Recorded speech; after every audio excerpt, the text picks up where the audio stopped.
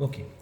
तो आपल्याला एक प्रश्न विचारलेला आहे, हा पण आपला मीन, स्टँडर्ड डेव्हिएशन आणि व्हेरियन्स म्हणून तो जो टॉपिक होता आपला त्याच्यामधलाच हा प्रश्न आहे. हा अर्धवट टॉपिक आहे. तो आता हा जो प्रश्न आहे हा 3 मार्क्ससाठी आपल्याला विचारला जात असतो. याचा अर्थ हा प्रश्न सोपा राहणार आहे. तो प्रश्न काय बोलतो पहिले वाचूया आणि मग आन्सरकडे जाऊया. Find the mean of the following distribution. तो आपल्याला काय म्हणतोय की मीन काढा. ओके. तो काय म्हणतो आपल्याला mean, find the mean of following distribution. Mean काढायला लावला आहे त्याने. बरं मग काय करणार, तुम्हाला मार्क्स दिलेले आहेत 0, 10, 10, 20. याला काय बोलतो आपण, याला बोलतो CI, क्लास इंटरवल दिला आहे हा. तो टेबल जो तुम्हाला दिलेला असतो तो पहिली जी ओरिजिनल लाईन आहे ही काय असते, ही CI असते, क्लास इंटरवल असते. आणि दुसरी लाईन काय असते, दुसरी लाईन फ्रिक्वेन्सी असते. मग जे आडवे आहे त्याला कसं लिहिणार तुम्ही, उभे लिहिणार. तर मग आपण इथं काय लिहिणार आता बघा, CI म्हणजे क्लास इंटरवल, काय आहे ते मार्क्स. ओके.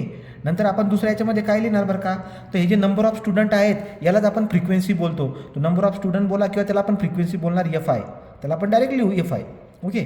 तर तुम्ही डायरेक्टली FI लिहायचं, ठीक आहे. किंवा समजा तुम्ही नंबर ऑफ स्टुडंट शब्द लिहिला असता तरी चाललं असतं, पण ते कळायला पाहिजे नेमकं काय आहे.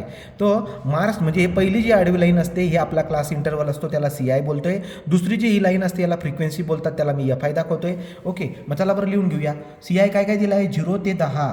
नंतर पुढे काय आहे, 10 ते 20. नंतर काय आहे, 20 ते 30. नंतर काय आहे, 30 ते 40. ओके. नंतर काय दिलं आहे बरं का, 40 ते 50. ओके का इथपर्यंत, ठीक आहे. नंतर FI म्हणजे हे बघा, ही खालची जी लाईन असते याला FI बोलतात. तो हे आहे आता 0 ते 10च्या समोर काय आहे, 5. तो इथे लिहिणार 0 ते 10च्या समोर 5. 10 ते 20च्या समोर काय आहे, 8. तो 10 ते 20च्या समोर लिहिणार मी 8. 20 ते 30च्या समोर काय 15. तो इथे लिहिणार मी 15.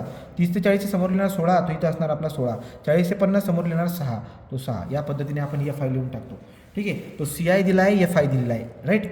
त्याच्यानंतर आपण काय करत असतो, तुमच्या लक्षामध्ये असेल की XI काढावा लागतो. XIचा अर्थ काय होतो बरं, तुम्ही या दोघांची बेरीज करतात. जे क्लास इंटरवल आहे 0 आणि 10 या दोघांची बेरीज करणार. तुम्ही करून बघा, तोंडी करा किंवा तुम्हाला कॅल्क्युलेटर पण दिलेला आहे. 0 आणि 10 या दोघांची बेरीज कशी होते, 0 अधिक 10 केलं तुम्ही तर 10 येतं आणि याला डिवाइड बाय काय करायचं 2. तो असं जेव्हा तुम्ही करणार तर उत्तर काय येईल 5. तो उत्तर काय आला आपला हा 5. ओके. 10 आणि 20 या 10 आणि 20चा जर तुम्हाला XI काढायचं कसं काढणार, तो कसं काढणार, 10 + 20 उत्तर किती आलं आहे 30. याला करायचं डिवाइड बाय 2. तर याचं उत्तर किती असणार 15. तुम्ही तर तोंडी पण करू शकत होते. कसं, 10 आणि 20 झाले 30. 30चा निम्मा 15. 20 आणि 30 किती झाले 50. 50चा निम्मा किती झाला 25. 30 आणि 40 किती झाले 70. 70चा निम्मा किती झाले 35. 40 आणि 50 किती झाले 90. 90चा निम्मा किती झाला 45. तर या पद्धतीने तुम्हाला XI पण लिहिता आला. पुढचा कॉलम काय असतो आपला, FI XI. FI आणि XI या दोघांचा गुणाकार असतो. आठवते का तुम्हाला, या दोघांचा गुणाकार करायचा आहे. कसं करणार, पटपट करा. 5 × 5 बघा, 5 × 5 करणार तो किती येईल 25. तो इथं काय असणार आपला हा होणार 25. पुढे जाऊया आपण, या दोघांचा गुणाकार करायचा आहे. 8 × 15. तो 8 × 15 केलं तर काय येईल बरं का 120. तो 8 × 15 काय झाला 120. पुढे चला 15 × 20. तो 15 × 20. तो 15 × 20 केलं तर किती येईल बरं काय बघा ना, 15 × 25 सॉरी 15 × 25. 15 × 25 जर केलं तर किती येतं 375. तो इथे लिहिणार मी 375. लक्षात येते का बघा, या दोघांचा गुणाकार करायचा आहे तुम्हाला. ओके. जसं की 16 × 35 करावा लागेल. तो 16 × 35 मग किती आलं आहे 560. तो इथे लिहिणार आपण 560. नंतर इथं काय बरं का आपल्याकडे 6 × 45. तो 6 × 45 करणार तर 270. हा आला 270. तर या पद्धतीने तुम्ही FI आणि XI काढून घ्या. ओके. तर हे झालं. मग आता मला काय करायचं आहे, मला महत्त्वाचं, जेव्हा तुम्हाला फक्त मीन काढायला लावलेला आहे, स्टँडर्ड डेव्हिएशन आणि व्हेरियन्स काढायला लावलेला नाही आहे, तर तुमचे टेबल इथपर्यंतच बसेल, पुढची काढायची गरज पडणार नाही तुम्हाला. मग आता मीन कसा काढतात बघा, तो यांची बेरीज करून टाकू. कोणाची, समेशन ऑफ FI XI यांची तुम्हाला समेशन करायची, म्हणजे यांची बेरीज करायची. करू बरं का. आणि दुसरं समेशन ऑफ FI जो असतो याची पण तुम्हाला बेरीज करावी लागते. ते एक एक करून करूया.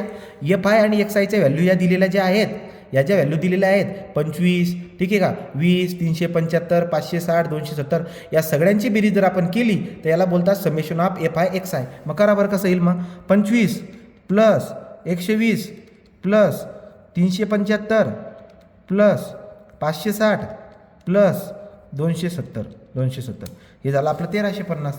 तर हे झालं 1350. तो झालं. इकडे FI कसा काढणार, याची बेरीज करून बघा. तो समेशन ऑफ FI काढायचा आहे 5 + 8 + 15 + 16 + 6 यांची बेरीज केली तर किती येईल 50. किती येईल 50. मग तुम्हाला काढायचा आहे X बार, ज्याला बोलतात मीन. फक्त मीनच काढायचा आहे. तो कसा फॉर्म्युला काय असतो त्याचा, समेशन ऑफ FI XI. हे बघा ना, summation of FI XI divide by summation of F I. मग करून बघा, हे किती आलं 1350 डिवाइड बाय हा किती आला 50. याचं उत्तर काढून बघू आपण किती येईल बघा.